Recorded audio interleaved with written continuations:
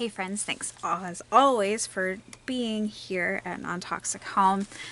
For our studies, we are continuing in our study on Pharmakeia, the toxic snake bite in prophecy. And as I stated in the previous video, we're doing this because, or I'm doing this right now, one, because I've got stacks and stacks and stacks of notes on studies, and I need to clean my house. I need to get rid of them. And then also, usually Dave sits during these studies in with us, and I can't breathe on the weekends anymore. I did put up aluminum window screen on some of the windows. I haven't done all the windows yet, so I'm working on that. Everything takes time, and we'll see how that goes. I know it'll help because, and I know it's only on the weekends. But it just kicks my butt. The weekends used to be restful for me, and now they're not. I just feel terrible on the weekends, and I can't breathe hardly because of the wonderful neighbor. I think it's a 5G phone. I really do. I think that's what it is. I think it is. I don't know the specifics, but I think it's a 5G phone. Alright, and we live in the middle of a 6-acre woods, so I can only just feel for you if you know you're sensitive to these fields and you live in a city or a town or with people who fry you. I'm very sorry. Love you guys. Okay. All right. Just keep in the word, keep studying, and know that you're feeling any feelings of anxiety can easily be attributed to exposure to radio frequencies. Just keep studying, memorize verses so that the Holy Ghost can bring it to your recollection when you need it. So we're in Deuteronomy chapter 28, and this is the punishment for disobedience. As I smile, this is hard stuff because it's what we're seeing. It hits home for me because I deserve this punishment, but I'm microwave sickness. Hello, hi. Yeah. Okay. So we're here in Deuteronomy 28:60, where it says, "Moreover." Literally, instead of moreover, he will bring upon thee. What it really says is he's going to bring back. He's going to bring back all the diseases of Egypt, which thou wast afraid of, and they shall cleave unto thee. So they'll cling unto you. All the diseases of Egypt that you were afraid of. Fear? Yeah, okay. Now, confession, I had to look up what the diseases of Egypt were because I didn't remember. We're not going to read it, but I encourage you to please read it. It's in Exodus chapter 7. It's in the Old Testament. This is what we can expect. Okay. Number 1, river turned blood. Algae blooms?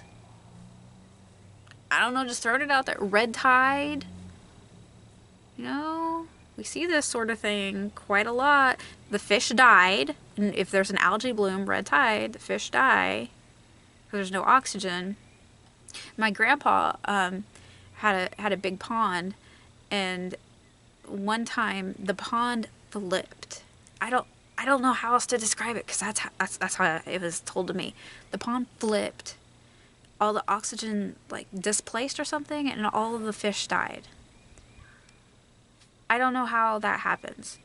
He died in December of 2015, so this was long before 2020, long before March 2020. Go through our old videos for why March 2020 is important, prophetically speaking. This is not a 7-year sprint. There are a lot of people who are going to be very disappointed. 2027, they're going to fall away because they didn't do their due diligence. They just listened to false prophets and didn't study. There's so many things prophetically that people teach erroneously, it is mind-blowing. It's even worse than doctrine, honestly. Bible prophecy teachers. It's even worse. So you've got this. The river's turning to blood. Egyptians didn't want to drink the water. Rivers and ponds are all sources of water. So maybe we'll see algae blooms. I've mentioned, I don't know, some video at some point in the past 6 months or so that we've got old growth cedar that now has this weird funky green algae growing on it. And it's just out of nowhere. And it's growing on other things too. Where'd it come from? What are they spraying? I don't know. A second disease of Egypt, plague disease of Egypt, that are going to cling. Frogs coming out of all the water on people, in houses, kitchens, fields, and then the frogs died and the land stank. Personally, I like frogs, but I wouldn't want them everywhere, and I wouldn't want them in my house either. Like we've got a tiny little pond, and we call it the frog pond, and every time I go past, the frogs jump in there, and I say, "Hi, froggies," or "Sorry, froggies, didn't mean to scare you." They're cute little things. Our chickens hunt frogs. They're good protein for our chickens. But they procreate like crazy. Frogs do. So, I can see that. Third, lice. All of the dust of the land became lice. Can you imagine that? All of the dust of the land becoming lice? Oh, sorry, that just gives me the chills. Man and beast. So I see this not just as lice, and I'm pretty sure that when I originally did this and looked at the diseases of Egypt, I didn't look as carefully as I should have. So please go look at the Hebrew words yourself. I don't know that I looked up the word lice, whether it's just lice or whether it's parasites. I mean, I would anticipate parasites like ticks. I freaking hate ticks. Because I live in a woods, so they're a problem here. When we have weird winters where we don't have the right length of freezing, then ticks are worse. Ticks are terrible. I hate ticks. Anyway, so I expect this to include other parasites besides lice, but I don't know. Okay, I didn't look at the word. So don't accuse me of adding to the word of God, because I'm not. I'm just saying I don't know. I don't think I looked. You should go look. Fourth, swarms of flies upon Pharaoh, the houses of the Egyptians, and the ground where the Egyptians were. But the swarms of flies were not amongst God's people. And the land was then destroyed by the flies. Again, man, sometimes I drive myself nuts. But this was a while ago that I did this study. So, and wrote things down. So, like I said, I'm always up in my game. I did go through here recently and check my notes, but I didn't go back as far as the plagues go, those diseases of Israel, or diseases of Egypt. Verse 5, plague or pestilence upon livestock. We've had entire herds of cattle, sheep, goats just fallen over dead. Across the world, not just in the U.S., not just in Canada, not just in Mexico, not just in the United Kingdom, just across the entire world. Because this is a worldwide event. But there's going to be different, precursors, different small things, different troubles here and there, but the big things are going to be worldwide. So when the second seal is open, it's going to be worldwide. If there is a second part of the first seal, which we're still not sure, it could go either way based on looking at every single word. In the Texas Receptus Greek, every single word. It could go either way. But if there is, then that's going to be worldwide, all at once, just like COVID was worldwide all at once. All the livestock of Egypt died in this fifth judgment, fifth disease of Egypt. But Israel's livestock did not die. So does that mean that, for example, we have chickens and rabbits? Does that mean that ours won't die, but people who aren't on the straight and narrow will? I think it's possible. I don't know. I don't expect any favoritism, because I've documented in our newsletter about what we've seen with animals, with wildlife here, and then also with the chickens and the rabbits. 6, boils, festering boils, perhaps blisters on the skin of men and beast. Skin disease. Hello, 5G. If you go to our website, search for microwave sickness, there's an extensive article with the symptoms of microwave sickness. More importantly, the prophetic significance. The surveillance state is absolutely necessary for the fulfillment of prophecy. So these boils were so bad that the magicians couldn't stand up. They literally couldn't stand. Hail was the next one. God warned that those who feared God responded accordingly by bringing in... Oh, God warned. Okay, sorry. God warned that there's going to be hail. Those who revered him brought their livestock in. And they brought their servants in from the field. Those who did not fear God didn't do it.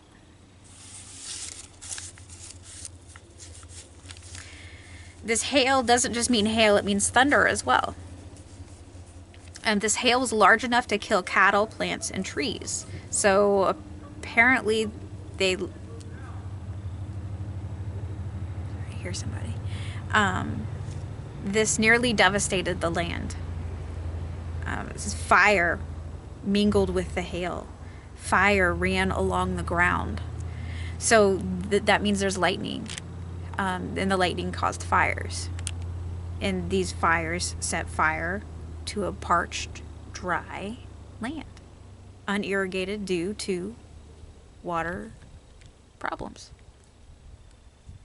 The hail smote every plant and blade of grass, broke every tree of the field. We've seen some crazy hail lately. Not here, but in other areas of the world. But there was no hail where the Israelites were at. Flax and barley were smitten, but not the wheat and the rye, as they were still young. 8th, we have locusts and grasshoppers. Are you noticing multiple instances of bugs? Eat the bugs. No, find that interesting. Locusts and grasshoppers, we've seen precursors to this.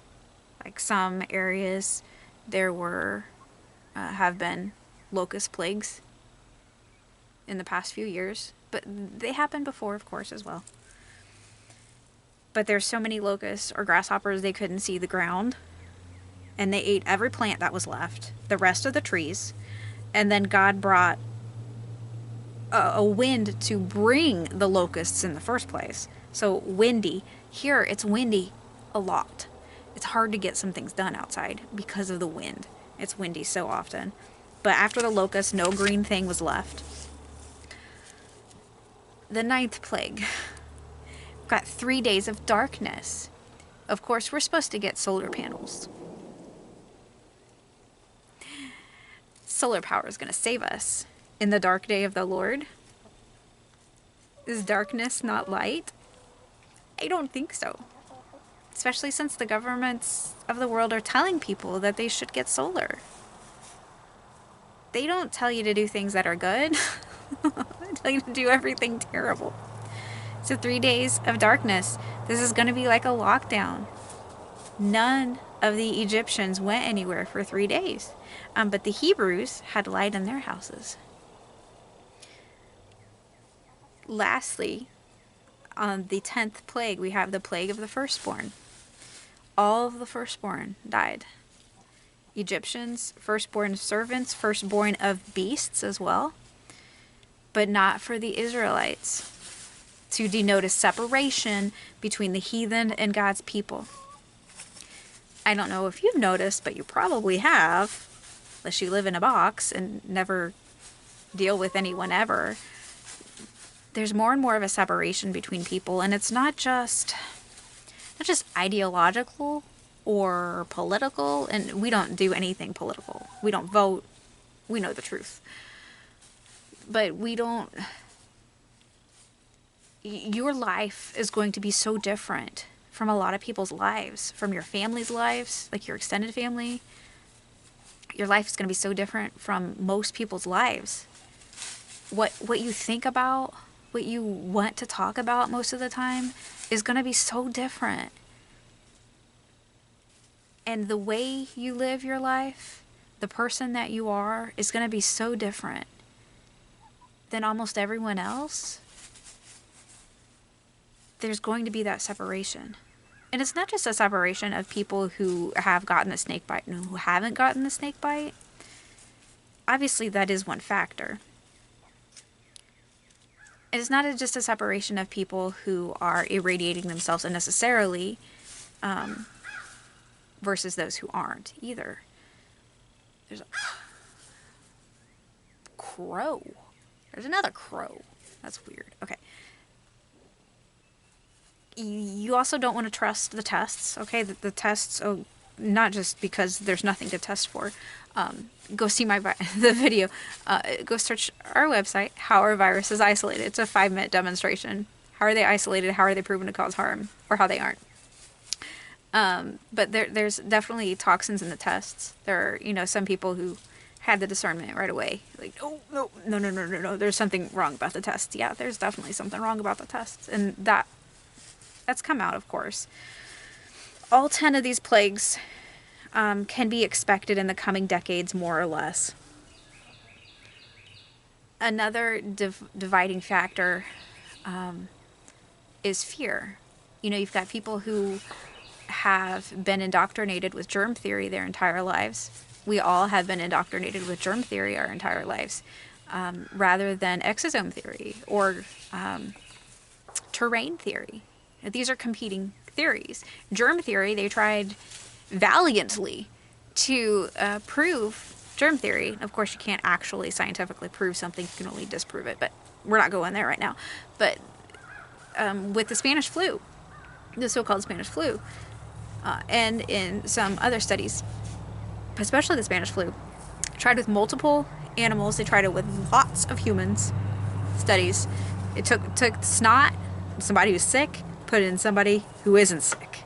They should get sick, right? No, they never got sick. So germ theory is a theory that is propagated as fact, but it's not a fact. It's just not. It's a theory. Exosome theory and terrain theory are have far more evidence. They just do. Germ theory should be repeatedly proven. They should be constant, but they hardly ever publish any studies about it. Science just isn't scientific.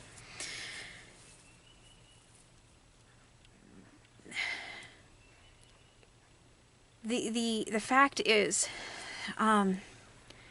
people today, across the board, ourselves included, have more and more trouble with remembering things. Which means that you need to be in Scripture even more, quite frankly. Dave and I did not get the snake bite. Seriously? We would never do that. You couldn't pay us $1 million. It'd be like suicide for me, for one, and I would never be able to be around him again. And we like to be married. We like to see each other. We like to talk to one another. We like to sleep in the same bed.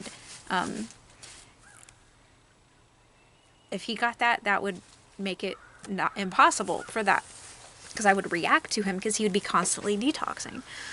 that terrible, terrible toxic stuff.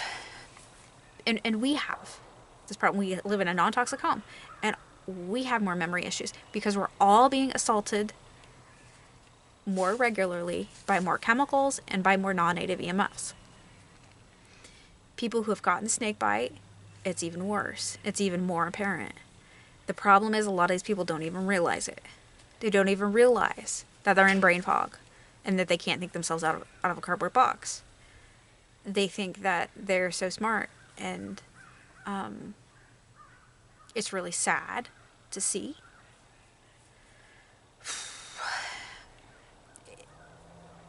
It's very I don't know. It's just it's hard to see what happens when people don't choose the Lord. A lot of people attack those who have gotten the snake bite in various ways, verbally. That's not okay. They were deceived. Have you never been deceived about something?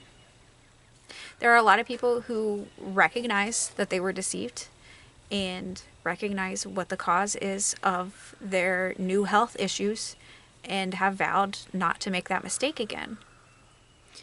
And they're suffering. They deserve our love and our empathy, not our hatred.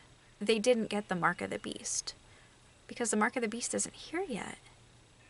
It's just impossible for it to be here yet. This is a precursor. This is a very strong precursor. It's evil, but it's literally impossible. Have you read Revelation? Because it's chronological. Has 25% of the population died in the fourth seal? Has there been a worldwide earthquake?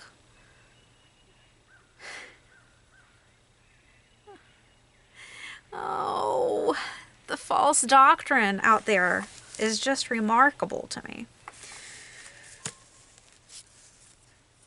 These things are going to cling to people. Also, verse 61, also every sickness and every plague, so every blow, strike, carnage, which is not written in the book of this law, them will the Lord bring upon thee until thou be destroyed. So who's going to bring it? The Lord. He's going to use the New World Order to do it.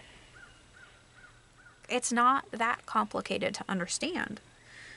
He uses the evil controllers of the world, like Klaus Schwab, blah, blah, blah, blah, blah, blah, blah, Gates et al., Elon Musk, because he's not, people worship Elon Musk. Not even going to go there. He owns Starlink, right? The thing that's frying everything, that makes me sick, that's owned by Elon Musk. These men are just pawns. They're meaningless. Don't worry about them. They don't have any real power.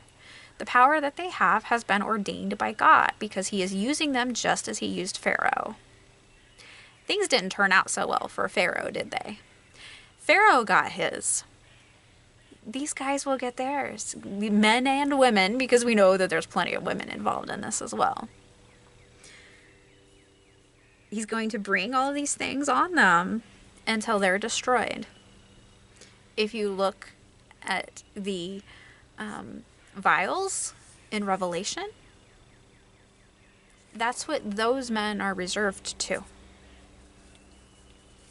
Yeah. All right. So God tells us here, every stroke.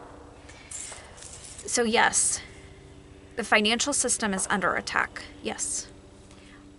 Our rights to make our own medical decisions are under attack. Yes. Petroleum is under attack. Gasoline is under attack. Yes. The water supply is under attack. Yes. The food supply is under attack. Yes. The transportation system in general is under attack. Yes. I saw recently that some ports were closed.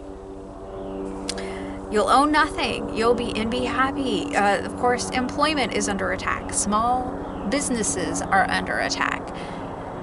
The nature Nature's under attack. Yes, of course.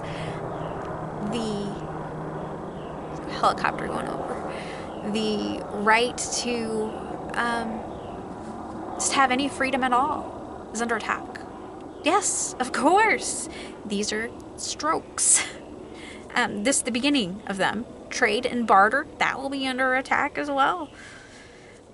Everything is going to be destroyed ultimately before 2060.